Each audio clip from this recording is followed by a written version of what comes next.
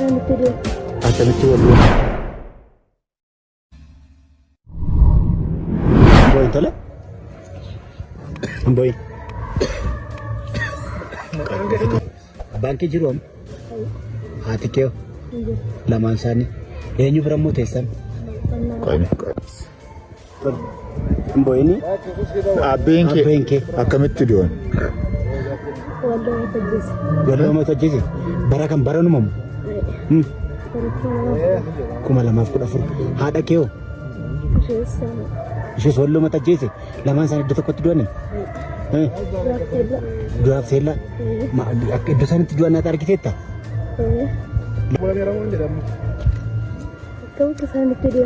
akkamitti walloon akka gootu ati maatii kee keessatti hangafa eessa jira amuruu jira yeroo isaan yeroo abbaan tuufaati biratti du'ani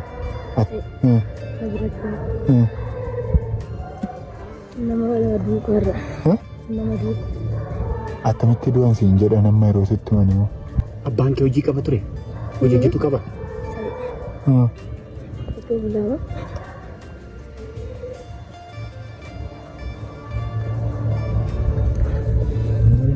Bonelis.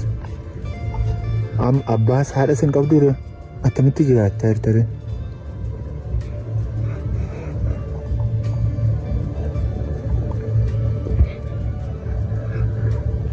Isa kan bonelis. Isa goota. Eenyu wajjin jiraachaa jirtu? Mannaara. Keessa yaa buddeen fa'aa argattee nyaattare?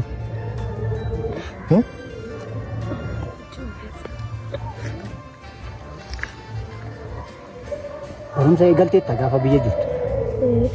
Eegaltee ture? Amma meeqatti baratte? Amma firiitti barate.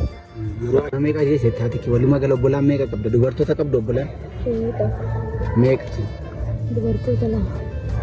Dhiiroo? Walii gala jaasi? Ati meeqaffaadha? Lammaffaa? Si gadi ijoollee afurtu jira? Eessa jiru ree? Jaarmeeda akka yaadna daadolii irraa addan baasetti jaarmeeda tokko jira.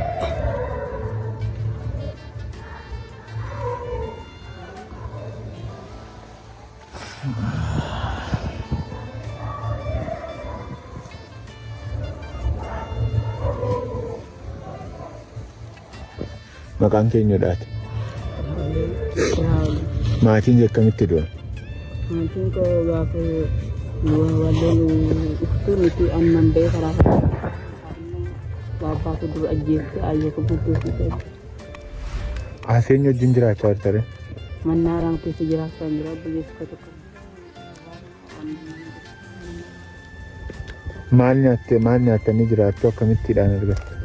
Koroonnis nu beeku koroonnis deeggaru namni waan mooraa kan mannaaraan akkasii yoo buddeen keessa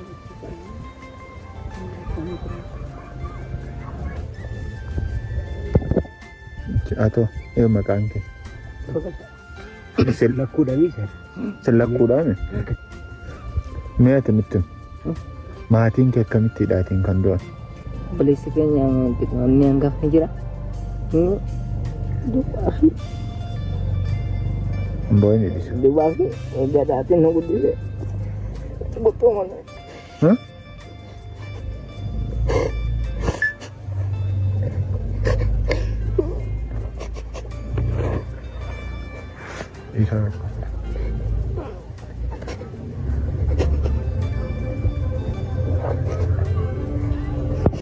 Isin lakkuudhani obboleessi keessa eessa jira? Akkamitti jiraachaa jirtu reemu wayya? Haa ta'u abbiifa. Abbaan koo dura gaafa ture. Haati koo immoo amuruu galee deebii qoonee qodaa buufachuu qodaa fidachuu dhatteenyaan karaatti ishee ajjeesanii.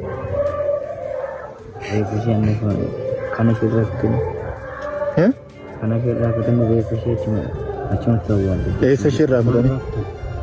Kana ishee akkas baala. Fuula ishee. atabte Ano, yung ko duran narake bas turte desinti waiting ko anggap nito ko gudenan iswano ko sate wagga ko alam sa lagi nano tumo cafe gurgure jira amma ay sajirtare ammo jalo ko ti mga kirai sabe amma ni wani tauti na duka tayo na jira kira namun sa inyo adanya inyo ababa inyo tolera inyo tura inyo itsura inyo dinsa inyo waila inyo sangko inyo Dumanan ako amma kana Alamat.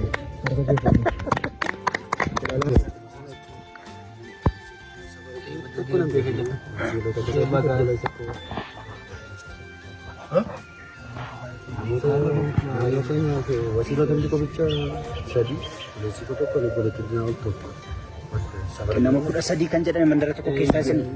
Mandara sadi kisah nama kuda sadi. Karena aku bang kawan mandara tu kukis nama kuda sadi marta orang jalan kabak. Dua tu berapa? Magar matan. Adatti magaalaa godina Gurguruu magaalaa Amruu ganda Rooroo keessatti waanan dubbachuu barbaade rakkoo nageenya uummanni keenya keessa jiru keessattuu godinni Gurguruu Shaambuu keessa jiru aanutiin godina kana jala jiran hundi jechuudha. Rakkoo nageenyaa haala isaan keessa jiran dubbachuun barbaade uummanni keenya magaalaa Amruu jaartee jaardagaa buqqa'uutiin magaala kana keessa yookaan Shaambuu keessa jechuudha qubachiifamee jira. Deeggarsa gaallee hin argatu. Haalli uummanni keenya keessa jiru rakkisaadha. Uummanni keenya hojjetatee, qotatee, aramatee, nyaatee mana isaa buluu inni bare qe'ee kanatti dhufee rakkina garaagaraa argaa jira. Deeggarsi gahaa uummata keenyaaf hin taasifamne. Rakkoon kun rakkoo miidiyaa natti fakkaata. Sababni isaa rakkoon uummanni keenya miidiyaa bira waan ga'e natti hin fakkaatu. Miidiyaan dhufee uummata keenya gaafatu hin jiru. Deeggarsa gahaa hin arganne. Keessumaa magaalaa Amruu keessa kan jiran, jaartee jaardagaa keessa kan jiran, iddoo biraallee kan jiran deeggarsa gahaa argachuu hin dandeenye. Sababni isaa haalli karaa baay'ee rakkisaa waan ta'eef jechuudha. Waan nyaatu hin qabu uummanni keenya, waan uffatu qabu. Qe'ee fi qabeenya isaarraa ba'eera, manni isaa jalaa gubateera. Kanaaf waanan dubbachuu barbaadu Oromoon marti iddoo jirtanii biyya keessa kan jirtan, biyya alaa kan jirtan uummata keenya bukkee akka dhaabattan. Namni inni kaan maatiin jalaa godda'amee, maatiin jalaa miidhamee jira. Reeffi nama baay'ee warri du'anii jalaa hin awwaalamne jira.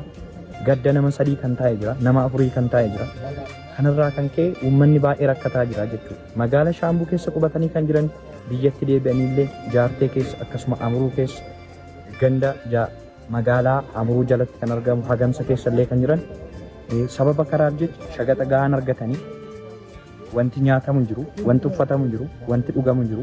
Kanarraa kan ka'e uummanni keenya baay'ee dararamaa jira, rakkachaa jira. Kanaaf Oromoon keessa jirtan, Oromoon ala jirtan bukkee akka dhaabattan, saba kana bukkee akka dhaabattan, saba kana akka gargaartan yaada koon kabajaan isinii dhiyeessaa. Galatoomaa, eebbifama.